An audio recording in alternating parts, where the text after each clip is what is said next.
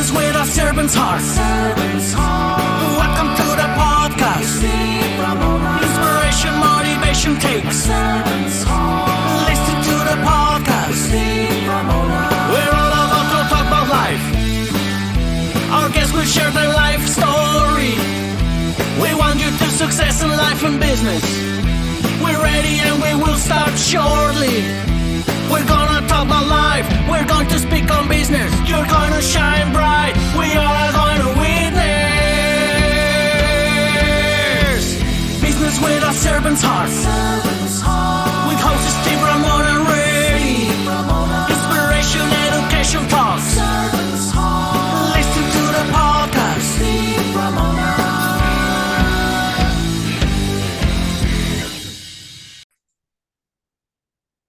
Welcome, everyone, to Doing Business with a Servant's Heart podcast. I'm your host, Steve Ramona. I'm thrilled to have you join us today.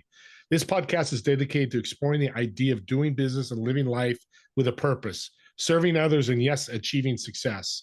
We believe that when we approach our work and our lives with a servant's heart, we can truly make a difference. We created this show for you because we want everyone to be motivated, inspired, and educated to make an impact in your world, whether you're an entrepreneur, a community leader, or simply someone looking to bring more purpose into your daily life. This podcast is here to support and uplift you.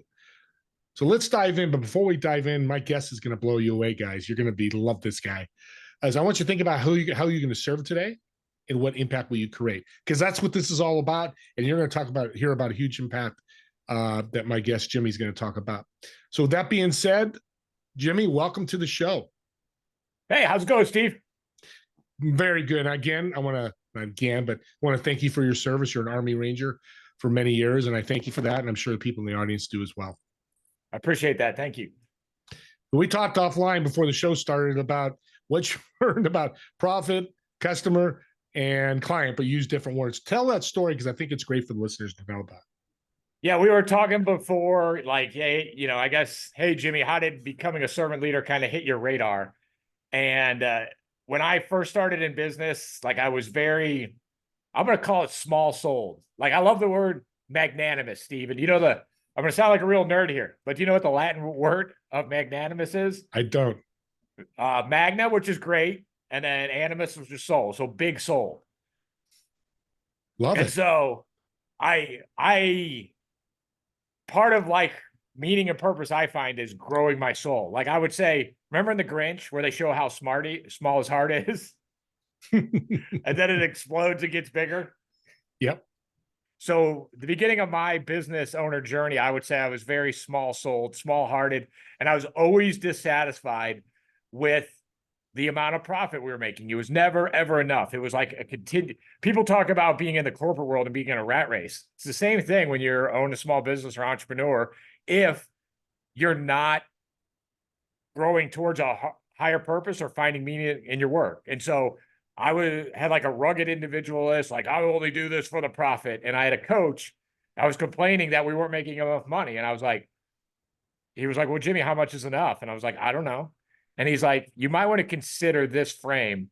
Well, first he goes, of these three, give me the priorities in order: profit, team, and customer. And I was like, oh, that's easy. It's profit, team, customer. That's the hierarchy. He's like, you might want to consider the fact that it's team, customer, profit.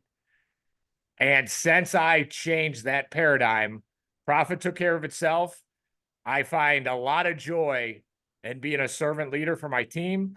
And I find a lot of joy in serving our residents and our investors. What's interesting with that story, and that's a great lesson. The other part is you had a coach. People are like, I don't really need a coach. How important was to have that coach as your mentor?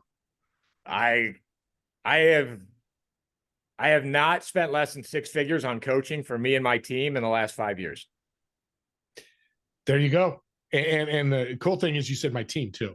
It wasn't all about Joe Smith, the CEO. I'm going to be better. I want to bring my team along with me. So as they grow, you grow, right?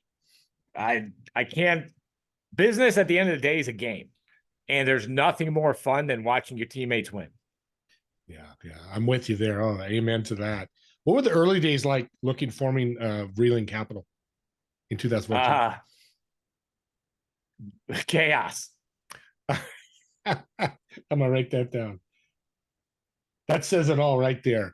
What would you do different? I mean, you hear this question, but it's a good question because chaos is, people are like, why'd you do it then? But what did you learn in the chaos that you know now that's helped you? That I can't do it with the team. And then I learned I did go through like several months of spiritual counseling with my parish priest to get me to detach my personal identity with my balance sheet and my P&L. Interesting.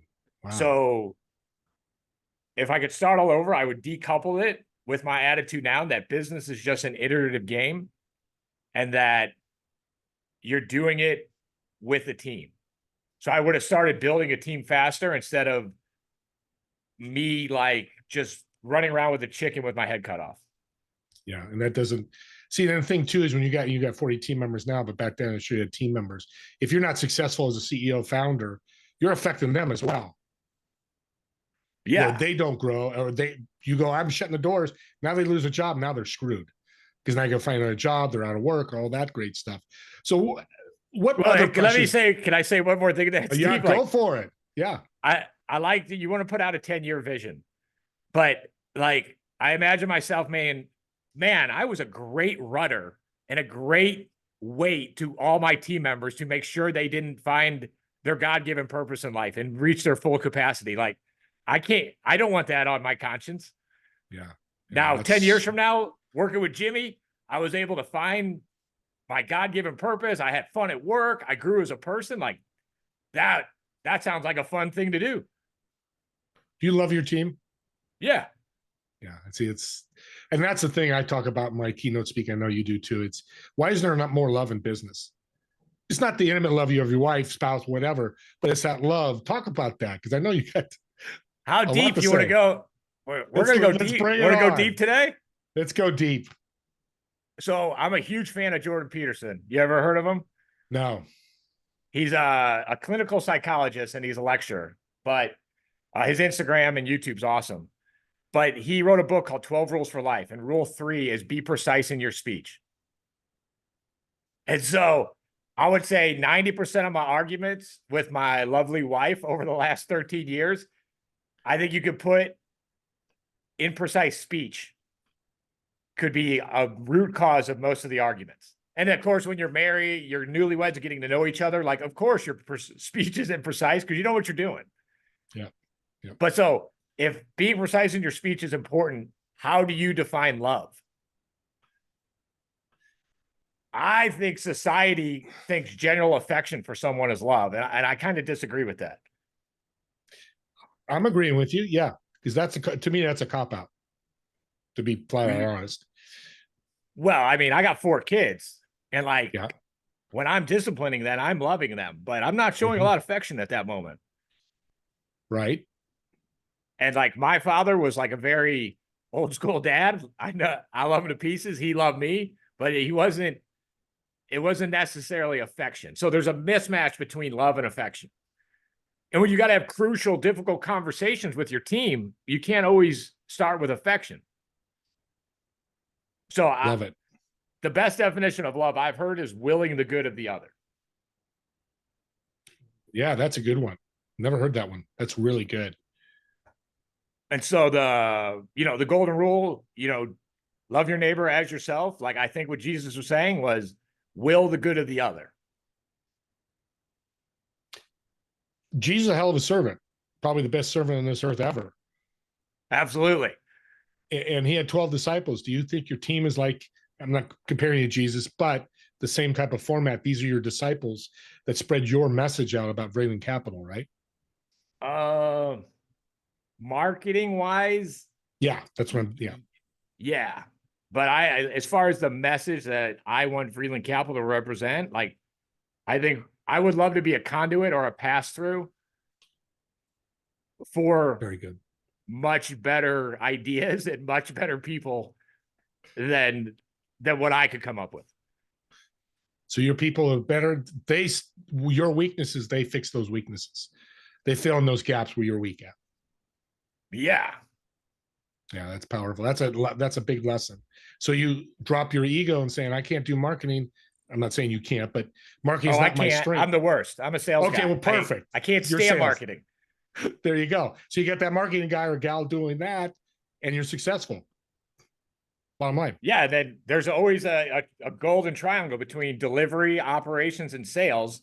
And so somebody's got to be great at each points of those triangles. Right. Yep. I always say if I started a business, I'd hire half my employees as military veterans, because I just, like you, I love the attitude. I love they're just good people to work with. What have you learned amidst the discipline and resilience over these years, and how has it helped you in real estate? You mean from my time in the military? Yeah, correct. So I spent 8 years in corporate, and it was like weird. I would say my soul was growing in the military, and then I went through 3 deployments, so like I was a little tired. I came out and like I could be a rugged individualist, not a great team player, and still make money. So, I went from a place where I had to be a leader to survive to then all I had to do was hustle in sales. And I could, quite frankly, I could be emotionally immature, interpersonally unintelligent, and very egotistical. And so, sorry, one second. No problem. And so then when I went back into business and realized I had to be a team leader, I had to go back. There was like a 7-year blip in my life where I had to go back to all these lessons I learned at 22 and 23.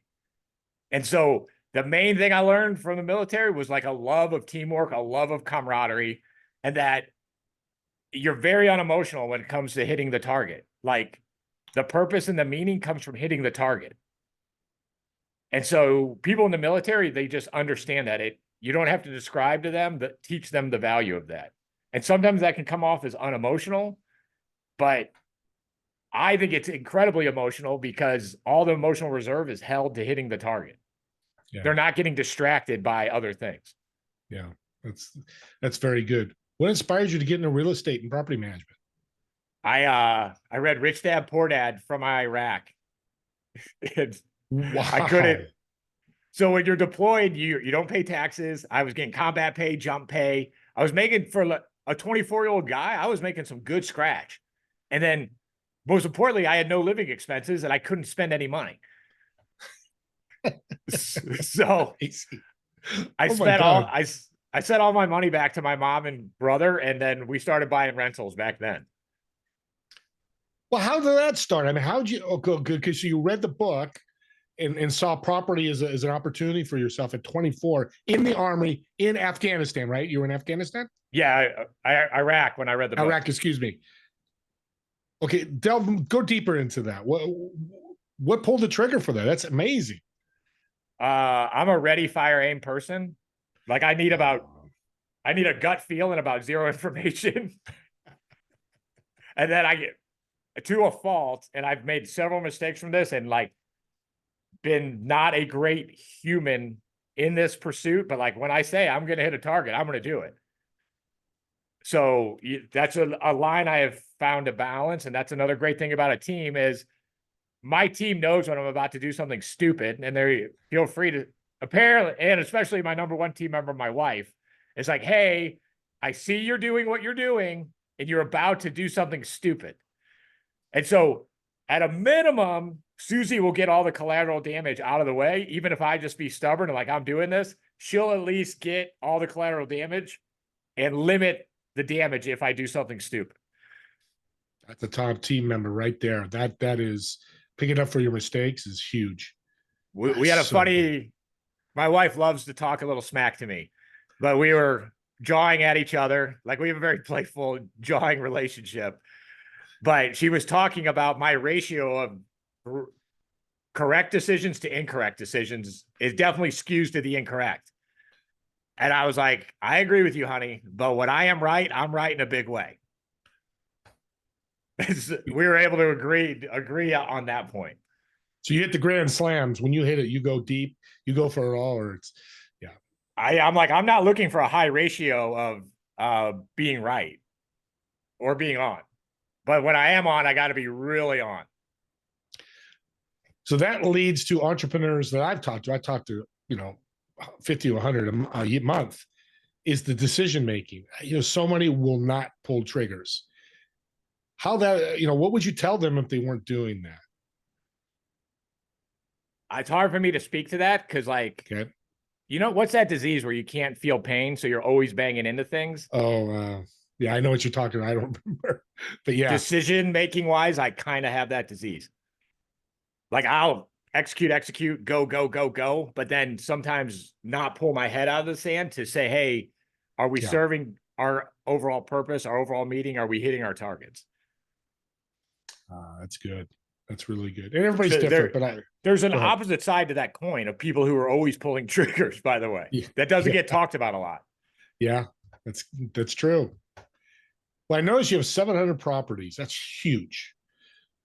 Why do you go so big? And what system or process do you use to keep this thing running? So our operating system is EO, Entrepreneur Operating System. Mm-hmm.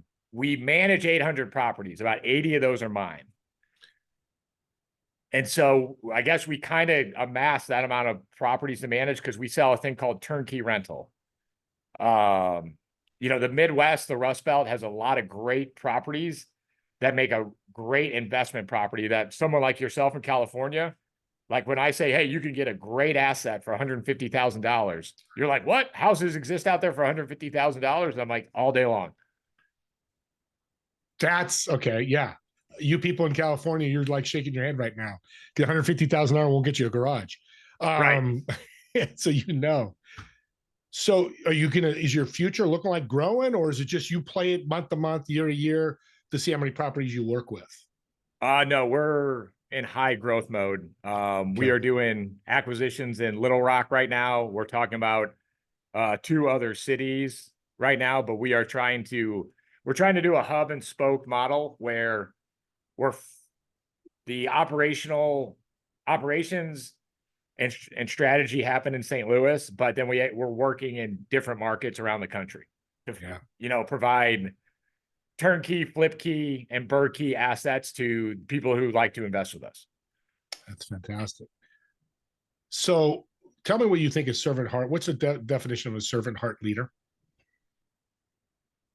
I'm going to use Jim Collins, someone who puts the cause before their own interest, or the mission of the business before their own interest. That's got a little military flair to it too, doesn't it? Yeah. And like Jim Collins, I can't remember. I'm pretty sure it was Good to Great, but here's a military thing. He sets level 5 of leader. So my military mind is like, oh, I got to get to level 5. And then I'm like, oh, I'm operating at a 3. And then it's like, oh, hey, here's a little fun thing. You have to completely drop your ego and cannot be a level 5 leader unless you're a servant leader.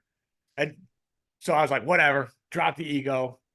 Wasn't quite that easy. It's not quite that easy on a day-to-day basis either. It's still a constant temptation. But, you can't find your purpose, can't find your meaning, I don't think, without being a level 5 leader, which infers you can't without being a servant leader. Yeah. Yeah, they go hand in hand.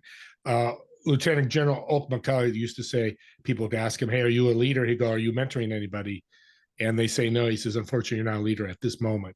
Not saying you won't be, but I love that mirror of I'm mentoring somebody, I'm leading somebody. So and you're leading 40 people, which is, your wife's leading 40 people. You're just on for the ride, I should say. I'm kidding. What's your wife's name? Susie. Susie, shout out to you, Susie. Fantastic.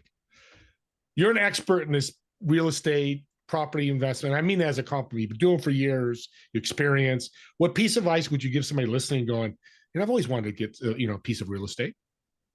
Do it with a team. Don't do it yourself, especially if you have a W-2. The best way to leverage your W-2 is to get access to, if you're married, 20, 30-year fixed mortgages. If you're single, 10. The only subsidy you're going to get as a middle-class American is a 30-year fixed mortgage. And so being able to get access to, for example, you buy 20 houses in the Midwest for $150K, getting access to $3 million of the safest leverage out there makes it almost inevitable that you'll become wealthy. So that's a pretty loaded statement there. Probably wants some explanation. No. It's understandable. And people that get it will buy property. People don't won't buy property. That's okay. But if you do the math, like most traditional financial planning is centered around the 4% rule, right? Yep. Are you familiar with it? Yep. So however much money you want to have in retirement, you got to calculate how much you have to earn with that after taxes, then multiply per month, multiply that by 12. That's your annual income you want in retirement. Then you got to accumulate a pile of assets that is worth 25 times that amount. And quite frankly, doing it with only your own after tax or tax deferred money, it's just too hard. Yeah. It requires around 1.5 million of your own after tax income. It's tough. Where do with real estate, all you really have to do is buy 2 houses for 10 years. And so here's the quick math. To get $10,000 in retirement, you need a portfolio of 4.6 million. If you buy 2 houses a year for 10 years, and there are $150,000 houses, you'll get to that 4.6 number with only around $600,000 of your own cash, as opposed to the 1.8 with traditional financial planning. Now, you come in as Region Capital, as I can come in with 50,000 and be part of the fund. Is that how you work? No, maybe I'm wrong. Oh, okay. no, So you'd come in $50,000. I'd sell you a $200,000 house. That's your down payment. And then you would capture all the returns for that investment. Oh, so you're helping me build a portfolio of real estate. The people I want to work with are people who are doing really well in their active income and need to find some passive income and tax breaks. And so who want to get 20 rentals over 10 years. I'm your guy. My team does all the work. You're the CEO. I'm the general manager. And then we build that balance sheet for you, build that portfolio. Yeah, I can tell you as EOS, you're so structured. I love how you do it. You make it very simple because this could get really complex where people just get blown out of their mind. They walk away and it could be a great opportunity. And I love that about you, making it simple for us people out here. You know, you guys are more complex as you're in it the day to day, but I'm not. Can we get a little personal? Absolutely. Some personal question? Sure. So if you could interview anybody, dead or alive, who would be and why? C.S. Lewis or Jordan Peterson. And why? I love paradox. I love like seeming contradictions where really intelligent people explain it to you how it actually is. Like Jordan Peterson's whole thing is you'll find your true meaning in life and self-sacrificial responsibility. And so I was talking to my 12-year-old boy. He was complaining. It was a baseball game. He made an error and he wanted to blame somebody else, right? And I was like, I got to tell you something tough. The only way you're going to find purpose and happiness in this life is for accepting responsibility. And the worst thing in life, it just sucks, is accepting responsibility. And so it's like that's a complete paradox. Doing what sucks and what hates the most gives you peace and love and purpose. Like that's interesting idea to me. And like C.S. Lewis wrote about 3 books about that. It's true because I know you lived in or you've told us same thing here. It's when you go, okay, I screwed up. It's relieving. It's just okay, move on. And people are all so relaxed after you say you admit that or somebody else admits that. Okay? But your ego is like hanging on to it, like like in Lord of the Rings, who was the guy who had his precious? Gallop or whatever. Gallop, whatever his name. I know he's a G. But like your ego is hanging on to like don't admit you're at fault. Don't admit you did something wrong. And then that stops your growth. But so I'm not sure my 12-year-old understood it, but I think after the 100th time, I think it'll have an effect. That's well said because exactly it. We all have to make mistakes a number of times. We realize, I hit my head on the wall 10 times. I think it's starting to hurt now. Exactly. Last question. I'm going to include Susie in this one. So what does a Friday night look like for Susie and Jimmy? Basketball and baseball games. We got 4 kids between 9 and 13. I love it. But I go to work to take a break from my kids' sports right now. That is heaven for me. I used to do that. I don't do it anymore for my wife's kids. To me, it's blast. People like, you're going to here, you're traveling here. I said, more fun than people know. It's a blast. Jimmy, thank you so much for being on. I've learned so much about real estate, and I love your humbleness, and you're willing to help people and be a servant's heart. And that's got to, help the world in some part somewhere, maybe the bigger world down the road. So I appreciate you so much. Audience, thank you so much. Thanks for listening. Don't forget my TV show, Together We Serve, Fridays at 2 p.m. Pacific, 5 p.m. Eastern. And as always, I say, me and Jimmy, thank you for watching or listening. We really appreciate that. If you got a piece out of it, reach out to me on LinkedIn or YouTube, comment, and I'll reach out to Jimmy. And Jimmy's got how can people reach out to you, Jimmy, if they have any questions? Just my name, put it in YouTube or Instagram, Jimmy Vreeland. It's V as in Victor, REELAND. And then on my website, jimmyvreeland.com. There you go. Reach out. You have questions. He's got a servant's heart. Him or his team will reach out, answer your questions. And maybe it's a fit and you could be part of this wonderful journey they're having with this investment firm. And I think is just amazing. And we thank you, me and Jimmy, for watching or listening to this podcast. And we'll see you all in the next episode of Doing Business with a Servant's Heart.